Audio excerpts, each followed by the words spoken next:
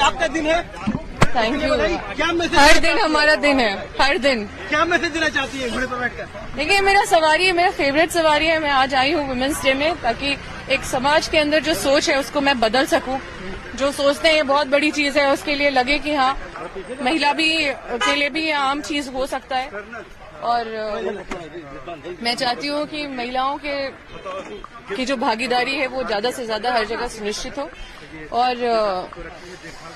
बेटी के माता पिता बेटी को अच्छे से पढ़ाई लिखाई तैयार करें, ताकि समाज में वो एक बहुत अच्छा, क्योंकि बेटी का योगदान समाज के लिए एक बहुत ही बेहतर साबित होगा। और महिला हर जगह अच्छा कर रही है। अभी बज रहे हैं 4:30। नमस्ते और जोहार। मैं नीलेश, इंडिया झारखंड से। उम्मीद है आप लोग सही हो, कहीं भी हो, है ना। ये जो वीडियो क्लिप आपने देखा ना, ये अम्बा प्रसाद जी का है।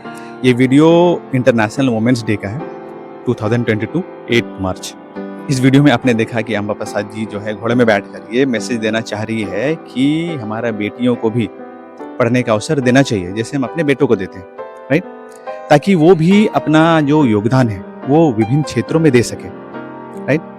पर ये घोड़े में बैठने की क्या जरूरत है, कहीं ना कहीं माइंड में ये आती है, राइट। देखिए, इस तरह की एक्टिविटीज जो होती है ना, बहुत डीप इम्पैक्ट करती है, राइट, लोगों पे, सोसाइटी पर, राइट। जो हम मैसेज देना चाहते हैं, या फिर इस वीडियो क्लिप में जो अम्बा प्रसाद जी मैसेज देना चाह रही है, राइट, इन अ नटसेल, ये मतलब जहाँ तक मैं समझ पा रहा हूँ कि वुमेन को एम्पावर करना है, ऑब्वियस सी बात है, राइट। जब वुमेन एम्पावर होंगे ना, तो हमारा सोसाइटी एम्पावर होगा। जब सोसाइटी एम्पावर होगा तो हमारा झारखंड एम्पावर होगा। जब झारखंड एम्पावर होगा, अल्टीमेटली हमारा देश एम्पावर होगा, राइट। जिद और एम्पावरमेंट, मतलब जिद और सशक्तिकरण में अंतर है। ये सब चीज़ हम बाद में बात करेंगे। पहले हम ये कहानी सुनते हैं, ठीक है। एक लड़की थी, 12 साल की थी, उसका नाम अनवी था, अपने मम्मी के साथ रहती थी। एक दिन उस लड़की की मम्मी ने कहा अनवी को कि बेटा खाना बनाना सीख लो। बेटी ने पूछा क्यों मम्मी? तो मम्मी ने कहा ताकि तुम फ्यूचर में अपने लिए खुद खाना बना सको। बेटी ने कहा ठीक है मम्मी, मैं सीखती हूँ। उन्होंने सीखा। फिर एक दिन क्या हुआ, मम्मी ने कहा बेटी तुम कपड़ा धोना भी सीख लो। तो बेटी ने कहा क्यों मम्मी? तो मम्मी ने कहा ताकि तुम फ्यूचर में अपने कपड़े खुद धो सको। बेटी ने कहा ठीक है मम्मी, मैं सीख लेती हूँ। उन्होंने सीखा। फिर कई साल बाद लड़की बड़ी हुई, 25-26 साल की हुई। तो फिर मम्मी ने कहा बेटी से कि बेटी अब तो तुम्हारी उम्र हो गई है, शादी कर लो। बेटी ने कहा क्यों मम्मी? मम्मी ने कहा ताकि उम्र ना निकल जाए और एक अच्छा लड़का तुम्हें मिल पाए, तुम्हें कोई देखभाल करने के लिए भी तो चाहिए। लड़की ने पता है क्या पूछा? मम्मी इतना साल गुजर गए, क्या आपने इसी दिन के लिए मुझे खाना बनाना और कपड़ा धोना सिखाया था? क्या वो मेरे लिए नहीं था? क्या वो सब चीज जो आपने सिखाया, क्या वो मेरी सशक्तिकरण के लिए नहीं था? मम्मी कुछ नहीं बोल पाई। पता है, ये वुमेन एम्पावरमेंट और जिद में जो मैंने पहले बताया था, में क्या अंतर है पता है? वुमेन एम्पावरमेंट का मतलब ये होता है कि मैं अगर, या आप अगर किसी की बेटी हो, तो आपको ये दिखाना पड़ेगा कि यस मैं कर सकती हूँ। और पेरेंट्स को वो अपॉर्चुनिटी देना पड़ेगा अपनी बेटियों को कि हाँ बेटी जाओ करके दिखाओ कुछ, तब तो वो भरोसा करेंगे आप पे। अगर मान लिया कोई बच्ची है वो जिद कर रही है कि नहीं मुझे अब ये नहीं करना, वो नहीं करना, आपकी बातों में मैं नहीं चलूंगी, ये तो गलत है। करके दिखाओ।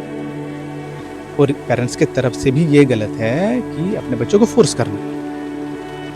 अपॉर्चुनिटी दीजिए। अब देखिए, मैं ऐसे स्टेज में हूँ कि मैं कोई पेरेंट्स तो हूँ नहीं, मैं थर्ड एंगल से समझने की कोशिश कर रहा हूँ या आप लोगों को बताने की कोशिश कर रहा हूँ, है ना। जैसे झारखंड में ही देख लीजिए, कई चेहरे हैं। रिया तिर्की है, सलीमा टेटे है, रूपा रानी तिर्की है।